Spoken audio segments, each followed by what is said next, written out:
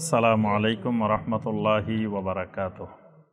আলহামদুলিল্লাহি ওয়াহদা ওয়াসসালাতু ওয়াসসালামু আলা মান লা নাবিয়্যা বা'দা ওয়া আলা আলিহি ওয়া সাহবিহি ওয়া মাওয়ালা। সম্মানিত ভাই ও বোনেরা, আপনারা আগে আমাদের প্রচারে বিজ্ঞাপনে দেখেছেন যে আমরা আজকে কি বিষয়ে আলোচনা করব, এবং আমাদের সম্মানিত উপস্থাপক তিনিও বলেছেন যে কি বিষয়ে আমাদের ধারাবাহিক আলোচনা চলবে। তো যে বিষয়টির উপরে আলোচনা হবে বিষয়টি হলো কবিরা গুনাহ। আমরা সবাই কিন্তু কবিরা গুনাহ এই শব্দটার সাথে আমরা সবাই পরিচিত। যে কোনো সময় দোয়া করার সময় আমরা বলি যে আমার কবিরা সগীরা সকল গুনাহ আল্লাহ আপনি মাফ করে দেন।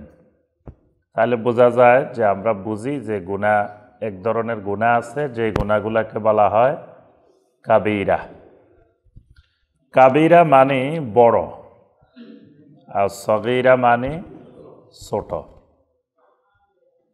তো প্রথমত একজন ইমানদারকে ভালো জিনিস সম্পর্কে, যেমন ঈমান আনা ফরজ, জানা ফরজ, এর বিপরীতে খারাপ বিষয়গুলো, খারাপ জিনিসগুলো সম্পর্কেও জ্ঞান অর্জন করা ফরজ। কারণ কবিরা গুনাহগুলো খারাপ, একটাও ভালো না। কবিরা গুনাহ মানে কি? খারাপ, এর মধ্যে কোনো ভালো কিছু নাই, সম্পূর্ণটাই খারাপ জিনিস। তো এই খারাপ জিনিস সম্পর্কে এলেম শিক্ষা জানা এটাও ফরজ। কারণ গুনাহ সম্পর্কে না জানলে তা আমি গুনাহ থেকে বিরত থাকবো কিভাবে, গুনাহ থেকে বাঁচবো কিভাবে? গুনাহ থেকে বাঁচা একজন মুমিনের জন্য ফরজ, গুনাহমুক্ত থাকা, গুনাহমুক্ত থাকা। কিন্তু দেখা যায় আমরা চেষ্টা করলেও গুনাহমুক্ত পুরোপুরি থাকতে পারি না। কিন্তু ইচ্ছাকৃতভাবে গুনাহ করা যাবে না, চেষ্টা করতে হবে যথাসম্ভব, সর্বোচ্চ শক্তি দিয়ে চেষ্টা করতে হবে গুনাহ থেকে মুক্ত থাকার। তো গুনাহ থেকে মুক্ত থাকতে হলে গুনাহ সম্পর্কে জ্ঞান অর্জন করা জরুরি।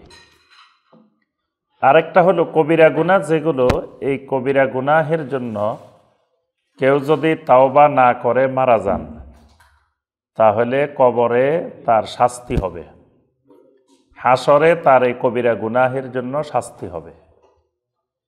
তাহলে অবশ্যই মৃত্যুর আগে কবিরা গুনাহগুলো থেকে তওবা করতেই হবে। তাহলে মৃত্যুর আগে বলতে আমরা বয়স 60-70 বছর হইলে তখন করে নিব এরকম। কারণ মৃত্যুর যেহেতু নিশ্চয়তা নাই, যে কোনো বয়সে যে কোনো সময় আসতে পারে, এজন্য তওবাটা এখনই করে রাখতে হবে। এই তওবা করার ক্ষেত্রে কাল বিলম্ব করার সুযোগ নাই। এখন তওবা কিভাবে করব? তওবা করার আগে মূল কাজ যেটা, সেটা হলো আমার মধ্যে কয়টা কবিরা গুনাহ আছে এটা নির্দিষ্ট করতে হবে। আমাকে আগে খাতা কলম নিয়ে হিসাব নিয়ে বসতে হবে। এই কাজটা বাংলাদেশে না, পৃথিবীতেও মুসলমানদের মনে হয় 1 কোটির মধ্যে একজনে করে কিনা, এটা আল্লাহ সুবহানাহু ওয়া তাআলাই ভালো জানেন। আগে কবিরা গুনাহ থেকে তওবা করার নিয়ম হলো আগে আমাকে হিসাবটা করতে হবে যে আমার মধ্যে কয়টা কবিরা গুনাহ আছে। হিসাববিহীন গড়ে ঢালাওভাবে সব কবিরা গুনাহগুলো থেকে তওবা করলে এটা তওবা হিসাবে গ্রহণযোগ্য হবে না। প্রত্যেকটা কবিরা গুনাহকে আলাদা আলাদা করে তওবা করতে হবে, কারণ এক একটা কবিরা গুনাহ তওবার ধরন হবে এক এক ধরনের। সব কবিরা গুনাহর তওবা এক ধরনের হবে না, কারণ এই কবিরা গুনাহর মধ্যে কিছু কবিরা গুনাহ আল্লাহ সুবহানাহু ওয়া তাআলার হকের সাথে সম্পৃক্ত, কিছু কবিরা গুনাহ বান্দার হকের সাথে সম্পৃক্ত, কিছু কবিরা গুনাহ আল্লাহর হকের সাথেও আছে, বান্দার হকের সাথেও আছে। তাহলে বিভিন্ন রকমের কবিরা গুনাহ আছে। তাহলে বিভিন্ন রকমের কবিরা গুনাহর তওবাও হবে বিভিন্ন রকমের। তো এজন্য প্রথম কাজ আমার যে আমার মধ্যে কয়টা কবিরা গুনাহ আছে এটা আগে বের করতে হবে, তারপরে তাওবা। গুনাহে বের করতে পারলাম না, তো তাওবা কিসের উপরে? আগে তো গুনাহ নির্দিষ্ট করব, তারপরে যাই আমার তাওবার পদ্ধতি খুঁজতে হবে যে এই গুনাহটা আমার মধ্যে আছে, এখন এই গুনাহটা তাওবা কিভাবে হবে। এই জন্য এই কবিরা গুনাহ সম্পর্কে জ্ঞান অর্জন করা ফরজ। প্রত্যেক মুমিন মুমিনাতের জন্য কবিরা গুনার উপরে জ্ঞান অর্জন করা ফরজ। যুগে যুগে আমাদের সালাফে সালেহিনেরা কবিরা গুনার উপরে কিতাব লিখে গেছেন। শুধু কবিরা গুনার উপরে অসংখ্য কিতাব রচিত হয়েছে। শুধু কবিরা গুনাহগুলোকে আলাদা করে যুগে যুগে কিতাব রচনা করেছেন। তন্মধ্যে যেই কিতাবটি সমগ্র পৃথিবীতে সকল দল মত পথ সবার কাছে গ্রহণযোগ্য কবিরা গুনার যে বইটা, সেটি হলো ইমাম শামসুদ্দিন মুহাম্মদ বিন উসমান আয-যাহাবী রাহিমাহুল্লাহ, যিনি 748 হিজরিতে মৃত্যুবরণ করেছেন। ইমাম যাহাবী নামে সারা পৃথিবীতে পরিচিত। উনি এমন একজন আমাদের সালাফ ছিলেন যার কিতাব না পড়ে পৃথিবীতে কোনো আলেম হইতে পারে না, কোনো মুফতি হইতে পারবে না যদি এই ইমাম যাহাবী রাহিমাহুল্লাহর কিতাব আদি না পড়ে। প্রত্যেক সেক্টরে তার কিতাব আছে। তার মধ্যে সবচেয়ে প্রসিদ্ধ কিতাব হলো সিয়ারু আলামিন নুবালা। তিনি সাহাবাই কেরামদের, তাবেঈনে কেরামদের, তাবেঈনে কেরামদের জীবনী লিখেছেন। হাদিস বর্ণনাকারী মুহাদ্দিসিনদের জীবনী বর্ণনা করেছেন। এজন্য হাদিস সহিহ না জাল, হাদিস সহিহ না দঈফ, এটা কোনো মুহাদ্দিস নির্ণয় করতে হলে ইমাম যাহাবী রাহিমাহুল্লাহর এই সিয়ারু আলামিন নুবালা, মিজানুল ইতিদাল এই কিতাবগুলো পড়ে তারপরে বের করতে হয়। তো ইমাম যাহাবী রাহিমাহুল্লাহ আলাদা করে একটা কিতাব রচনা করে গেছেন, কিতাবুল কাবায়ের। এটার নামে শুধু কবিরা গুনাহ। তো এটার মধ্যে তিনি ইবনে আব্বাস রাদিয়াল্লাহু তাআলা আনহুমার বর্ণিত যে কবিরা গুনার সংখ্যা 70টি বা 70টির বেশি। ইবনে আব্বাস রাদিয়াল্লাহু তাআলা আনহুমা বলছেন কবিরা গুনাহ 70টিরও বেশি। তো ইমাম যাহাবী রাহিমাহুল্লাহ এই কিতাবে 70টি কবিরা গুনাহ তিনি বর্ণনা করেছেন। বলছেন যে এই 70টি কবিরা গুনাহের ব্যাপারে পৃথিবীর কোনো আহলুল এলেমের দ্বিমত নাই। অর্থাৎ সমস্ত আহলুল এলেমের ঐক্যমতেই এই 70টা গুনাহ কবিরা গুনাহ। এরপরে কিছু আছে, এগুলা নিয়ে ইখতিলাফ আছে। কোন আহলুল এলেম এটাকে কবিরা গুনাহ বলছেন, আবার কোন আহলুল এলেম এটাকে কবিরা গুনাহর অন্তর্ভুক্ত করেন নাই। কিন্তু 70টা একেবারে সবার ঐক্যমতে। তাহলে আমাদেরকে আগে এই 70টা কবিরা গুনাহ জানতে হবে। জানার পরে কাজ হইল এই 70টা নিয়ে বসতে হবে আমাদেরকে, সবাইকে নিজে নিজে বসতে হবে। বসে আমাকে বের করতে হবে এই 70টার মধ্যে আমার ভিতরে কোনো একটা আছে কিনা, নাকি 70টাই আছে। এমন মুসলিমও পাওয়া যাবে যার মধ্যে 70টাই আছে, এরকম মুসলিমও বর্তমানে আছে। কারো মধ্যে 10টা পাওয়া যাবে, কারো মধ্যে 20টা পাওয়া যাবে, কারো মধ্যে 30টা পাওয়া যাবে। তারপরে তার কাজ এই 30টা বা 40টা যাটা পাওয়া গেল সেটা থেকে তওবা করা।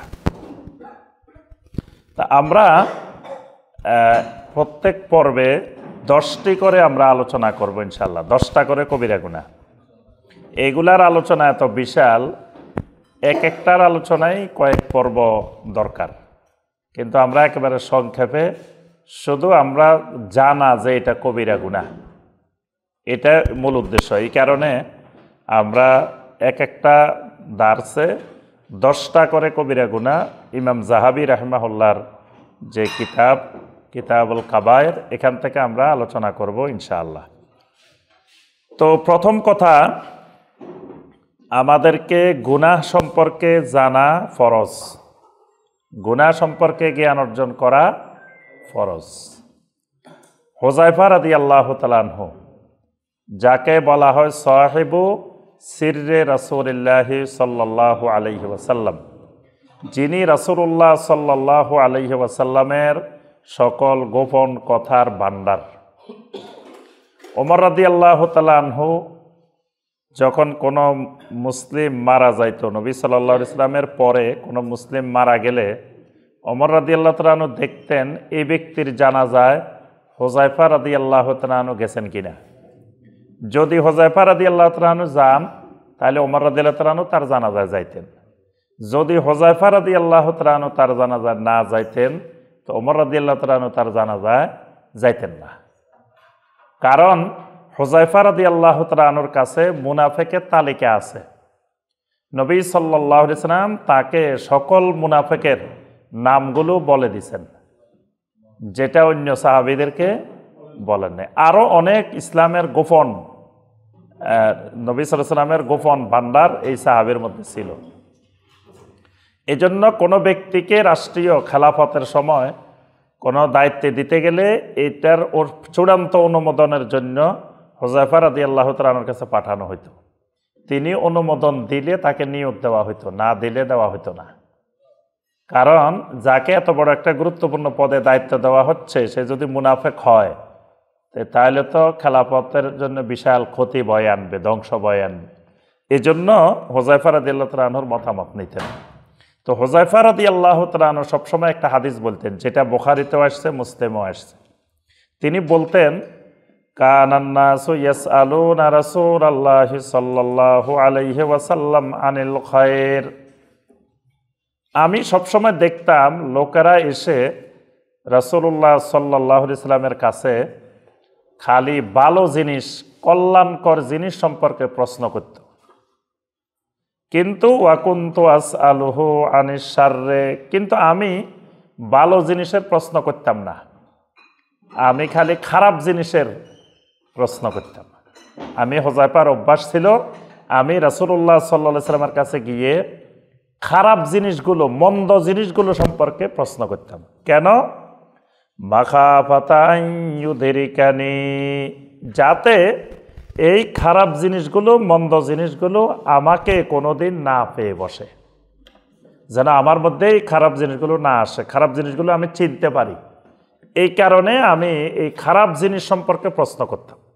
অর্থাৎ কল্যাণকর জিনিস সম্পর্কে জ্ঞান অর্জন করা যেমন ফরজ, অকল্যাণকর জিনিস সম্পর্কেও জ্ঞান অর্জন করা ফরজ। এখন আসেন, গুনাহ কয় প্রকার বলেন তো দেখি, গুনাহ কয় প্রকার?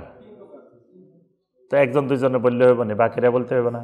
জীবন শেষ, দাড়ি পাকে গেছে সবার, আমরা এখন কবরের দিকে যাত্রা শুরু করতেছি, এখনো যদি গুনাহ কয় প্রকার না জানি তো আর কবিরা গুনার আলোচনা। জি, গুনাহ কয় প্রকার? কিন্তু আমাদেরকে আরো একটু এলেম চর্চা বাড়াইতে হবে। এই প্রশ্নে বোঝা গেছে, বাত একটা টিপ দিলে বোঝা যায় না, বোঝা গেছে যে আমাদের এলেম চর্চার হার কমে গেছে। এলেম দিন, এলমের সাথে ইমানের সম্পর্ক, এলমের সাথে আমলের সম্পর্ক। এই জন্যই ইমাম বুখারী রাহিমাহুল্লাহ বাব কায়েম করছেন, বাবুল এলেম কাবলাল কাউলে ওয়াল আমল। কথা বলার আগে, আমল করার আগে এলেম লাগবে। তাহলে এলেমের চর্চার হারটা আরও বাড়াইতে হবে। আলহামদুলিল্লাহ, যাদের আমরা এখন অবসর জীবনে আছি তাদের তো বিশাল সময়, এখন আমরা বাকি জিন্দেগিটা তলেবুল এলেম হয়ে আমরা কাটাইতে পারি এবং মৃত্যু পর্যন্ত আমরা তলেবুল এলেম থাকতে পারি। আর তলেবুল এলেম অবস্থায় মারা গেলে অনেক ফজিলত, তলেবুল এলেম অবস্থায় মারা গেলে শাহাদাতের মর্যাদা। এই জন্য বাকি জিন্দেগিটা তলেবুল এলেম হয়ে যাবেন। আমাদের একজন ভাই আছে, নিউ ইয়র্ক থেকে মাঝে মাঝে আমাকে ফোন করেন, ফোন করে বলেন যে শায়েখ, আপনি যে প্রশ্ন করেন ভাইদেরকে সরকার বাড়ি, মসজিদে, বিভিন্ন জায়গায়, তা আমার কাছে এত রাগ লাগে, আপনার সামনে মানুষগুলো বসে থাকে, উত্তর দিতে পারে না। কিন্তু আমি উত্তরটা বলতে পারি, কিন্তু আমি কেমনে আপনার কাছে পৌঁছামো? এই যে তখন মারাত্মক একটা ইয়ার মধ্যে থাকি যে আমি কেমনে বলে দিব আপনাকে উত্তরটা। কারণ হলো আমার এখন চাকরি বাকরি থেকে আমি রিটায়ার হয়ে গেছি, 24 ঘন্টায় আপনার আলোচনা শুনি, শুনতে শুনতে শুনতে শুনতে আমার সব মুখস্থ হয়ে গেছে। আপনি কোন দিন কি বলছেন, কোন আলোচনায় কি বলছেন, সব মুখস্থ। তা আপনি জিজ্ঞাসা করলে তো আমি সাথে সাথে বলে দিতে পারি সব। তো এখন দেখা যায় যে আপনার সামনে নাই বা বলার মাধ্যম পাচ্ছি না। তো আলহামদুলিল্লাহ, এর জন্য আমরা এলেম চর্চার হার বাড়াই দিব। আল্লাহ পাক তৌফিক দান করুন।